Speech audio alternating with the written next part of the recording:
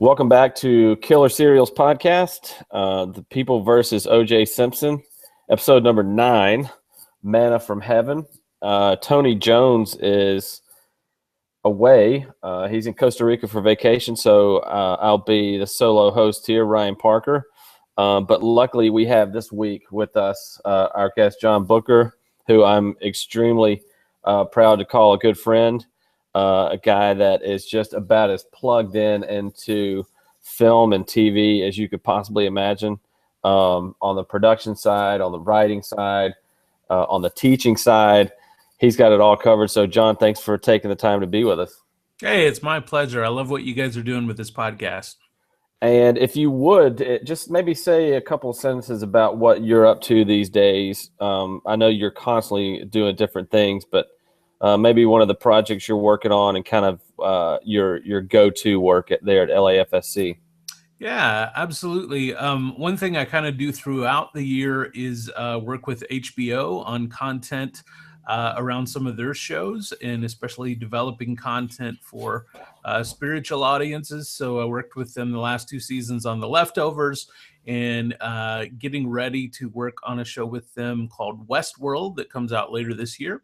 Also, just found out this week that I'll be doing a little bit of work with AMC on the show Preacher that's coming out. So that's exciting. Wait. So I didn't know about this. This just happened like 2 days ago. Yeah. Really? Yeah. So similar consulting and blogging stuff, or? Yeah, we'll see how it kind of all plays out yet, but they just sent me, the kind of digital press credential stuff to get to watch the episode a week early and to have access to all their behind the scenes stuff and official photos and press stuff. So we'll see how it plays out. This will be new working with this team on this, although I worked with AMC on Better Call Saul. But I'm also, my true love is story. And so I'm always writing new stories and writing about story and how story impacts people. And that's been, a big part of my journey. And that's kind of what I'm spending most of my time doing now, even at the Los Angeles Film Studies Center, where I'm teaching storytelling and narrative storytelling. So that is a lot of my day. I also had a book come out this week called Master of the Cinematic Universe, writing for the new world of media. So I'm doing a lot of promotion for the book. So it's busy times. Well, I'm glad you took some time to hop on this with us. So I'm sure that we'll talk to you more in the future, because I think Preacher is going to be on the list as a killer serial, especially if the pilot's any indication. So in this week's episode of People versus OJ, Manna versus Heaven basically revolves around the discovery of the Mark Furman tapes. Yeah. So we're trusting that most people have seen the episode, so we don't go into too much detail, and certainly don't want to have too many spoilers right up front, and try to point those out if we do. But so that's kind of the big part of that episode last night. And I think I talked to you a little bit earlier today about some of the themes that we've talked about all along. What is it about this show that keeps you coming back each week? Why are you watching, and what do you think kind of sets it apart from other shows that it's running alongside right now? What's really interesting is I really followed the O.J. Simpson trial very closely, as it was unfolding in real time. So it was something that I knew a fair amount about. I'd read books about it. And I really didn't know if I would learn much, from watching the show. But man, after the first episode, it became really clear to me, well, I would learn some interesting new details. That in essence, this show is really not about the O.J. Simpson trial. This show is about bigger themes, bigger ideas, and it is just as relevant today as the show would have been playing out in real time in the media, 20 some odd years ago. What really keeps me tuning in week after week is understanding why people do what they do on that show. And that's how we understand these larger themes of racism. I mean, the thing I think I have learned most about how the defense crafted their strategy for Simpson is it's they offered a better story. They offered a more true story than what actually happened. That their story was more than true. It spoke to this universal idea of racism that had been boiling under the surface. So I don't want to go off on a tangent here, but you had this idea with the ancient Greeks of the pharmakos, right?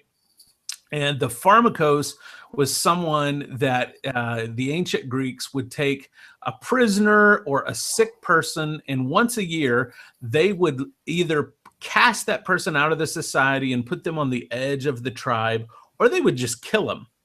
And they believed it was a purification, that we would sacrifice this one person, and it would cover the sins of the tribe, if you will, or of the society. Well, in some ways, I think what we see happening on The People versus O.J. Simpson is sort of a reverse pharmakos.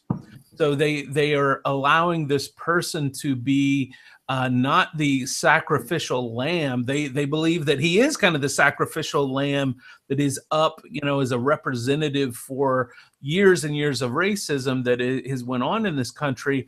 But in essence, in setting him free, which we all know they will do in the end, they are doing the opposite of what the ancient Greeks used to do with the pharmakos. They are creating this personage, this character who's going to represent righting the wrongs of all the Mark Furmans in the world, which is what we see in this episode this week, is that Mark Furman represents, he embodies the problem that minorities have faced with law enforcement for years and years and years. So I thought this week was a really important episode because of that. And it's interesting that the title's Manna from Heaven. And you have this, what you're talking about, which is a deeply spiritual, has taken on deeply spiritual and theological connotations if you look at the life of Jesus too. Yes. Not comparing Furman to Jesus, but that these are practices that take place. Jesus breaks that cycle, but yet we're still plagued by it in our culture. Yeah, it's really interesting to me. I honestly started watching this show not really anticipating that there would be larger spiritual themes in the show, but I've kind of been blown away at just how many there are. Well, one of the things that you saw this week that I thought was especially of interest is, when Ito is having to make this tough decision about whether or not to allow the Furman tapes into the trial, there's this scene where Ito looks up at the cameras in the courtroom, and he knows whatever I decide here is going to be seen by millions of people. And it means more. My decision means more than what is just happening in this room. It's going to be how people perceive race in this trial, and in the reality of racism in this country. And I was really struck by this idea and this theme of how we act different when we know we're being watched, which is an interesting idea when we come to the idea of Jesus and God, because a lot of people kind of hold this idea of this lifeguard God who is watching them in the pool, just waiting to blow the whistle. But if that's kind of how you see your relationship with God, if that's kind of how you see God as Ito sitting in the courtroom looking up at those cameras, that's a pretty frightening way to view God. But I think that's a reality that a lot of people face, man, as far as how they view their relationship with divine transcendence. This is exactly why we brought you on the show. I can't believe we had to talk about that. Tony's going to be embarrassed. And the guy that's playing Ito has been fantastic. Oh, he's amazing. And I tell you, in this episode, my heart really breaks for the guy because his wife is caught up, in this issue where she's mentioned on the tapes, and she's mentioned in a horrible, nasty way.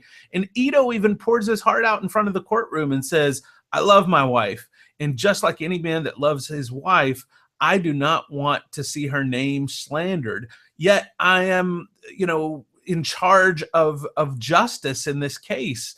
And what a powerful, powerful tension that they present between what is right for me personally versus what is right for the larger good of justice. Do you go, when you're watching this show after each episode, do you go online and fact check it? You know, I'm not anticipating an answer here. I'm going to come back with another comment and a question, but I want to know. I want to start there.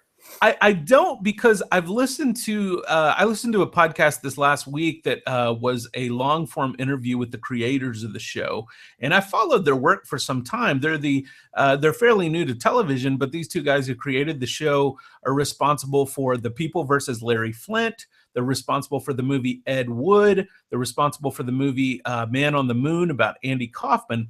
And so one thing they've taken very seriously is taking these figures, these characters from real life who people oftentimes, really hate. But they present them as kind of misunderstood figures in society, and they have really worked hard to keep historical fact, throughout their work. So I believe it is pretty well based on historical fact. I mean, some of the conversations are not, but I do know Jeffrey Toobin, who wrote the book that the show is based on, is a consultant on the show. So I think they're probably pretty careful. You know, it's got to go through Fox's lawyers, right? So yeah, and so I'm not worried about whether it's factual or not, because I think I want us to talk about the tension between the series, the story, which is what you talk about all the time. Like, what's the difference between truth and fact? Yeah. And is the narrative able to give us something truer than what we were, certainly than what we remember watching? Yeah. Yeah. Well, and that's the thing. That's the reason, that people for millennia have been taken with fairy tales and with myths, is that just because it didn't happen doesn't mean it's not true. And I think that's the reality of this show, is just because it might not have happened exactly this way in a conversation. Do we know for sure if Marcia Clark kissed Christopher Darden, in a hotel? Who knows? But if he did or if he didn't, does that make the story any less true? Does it make it any less true that there was a real problem of racism in Los Angeles during this time, and there still is today? Does it make it any less true that somebody was able to literally buy justice in this situation? No, it's still true. Does it make it any less true that the trial might have played out differently had there not been cameras in the courtroom? No. That the thing is, whether or not the actual facts line up, I don't believe the show is any less true. Yeah, that's well said. I mean, I think that's been our standpoint the whole 8 episodes, is that it's telling a story that's, as you pointed out at the beginning, is not necessarily about, they make it clear fairly quickly that it's not just about OJ. It's about America now. Yes. And they do that in clever ways. The introduction of the Kardashian characters, playing such a major role, even seeing the, Kim Kardashian and those characters as little girls. It is interesting in some ways how they connected what happened, all these years ago to our current culture. It's obvious that they're trying to cause us to think about some issues without hammering us over the head with an agenda.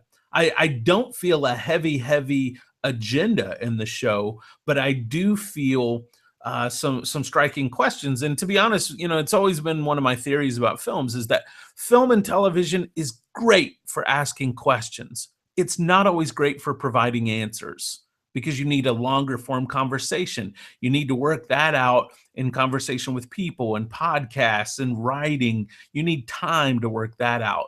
But man, I don't know that there's anything greater to ask questions than film or television.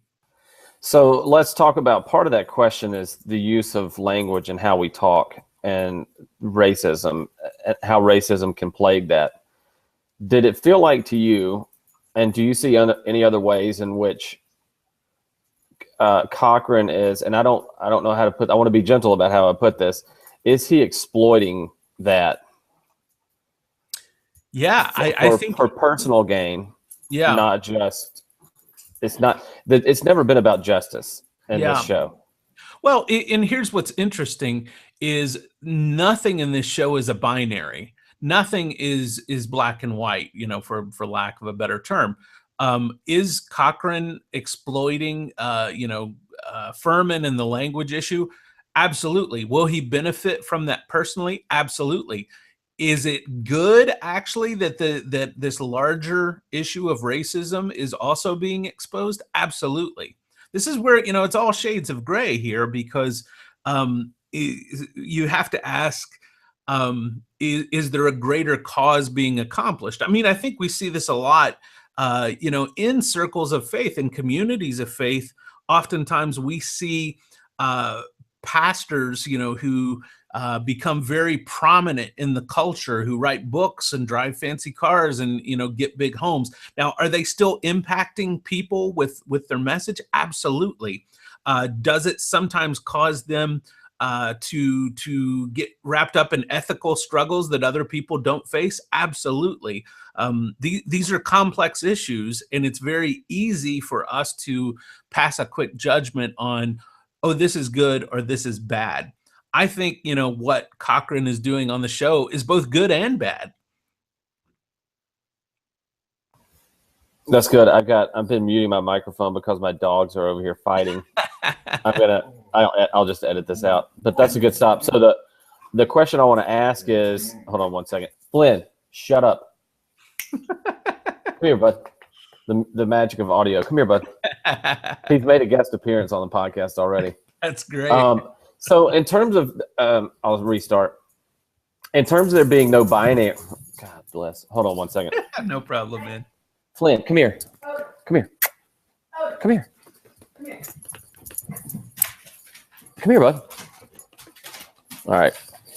So in terms of there being no binary, and like it's not just black or white, who are we rooting for?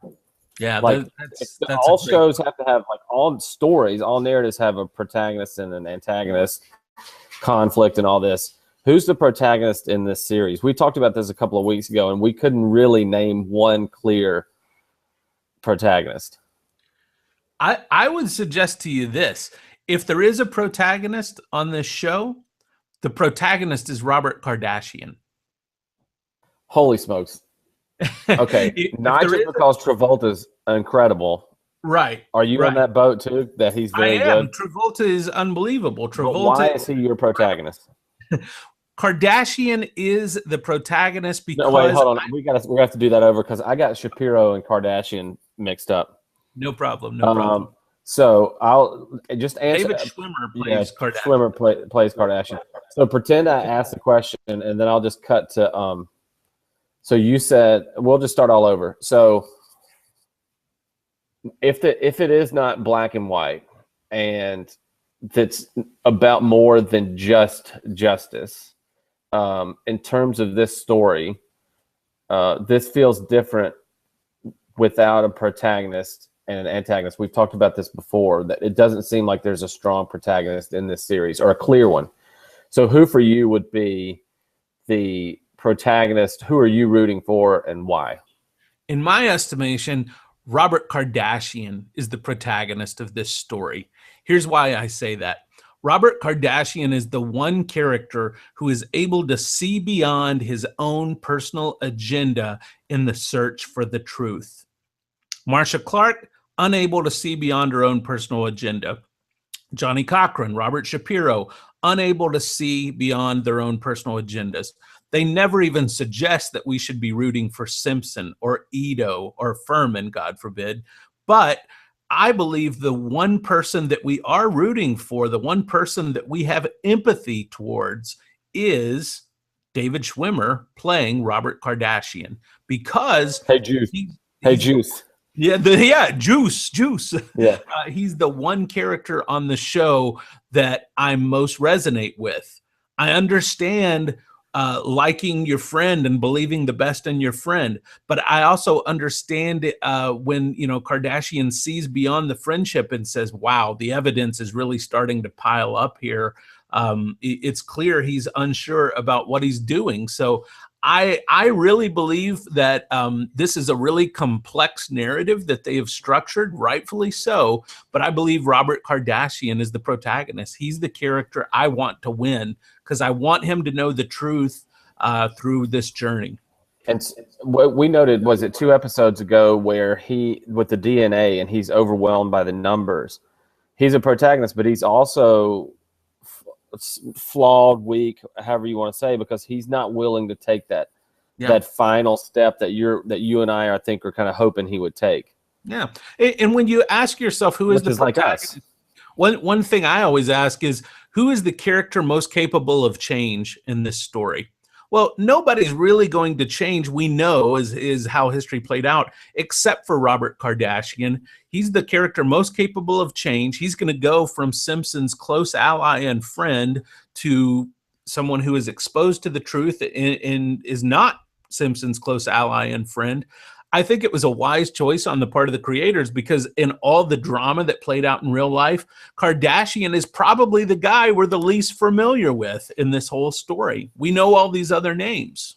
That's a great point. And speaking of other names, what's been your take on Shapiro, or I should say Travolta as Shapiro? I don't think I've liked Travolta this much since Pulp Fiction, to be honest. There you go. I think Travolta, he just every now and then reminds us of why he's a big movie star. Travolta is just killing it on this show. The other guy that's killing it on the show that's not getting as much press, Courtney B. Vance. Come on, man. That dude is a star.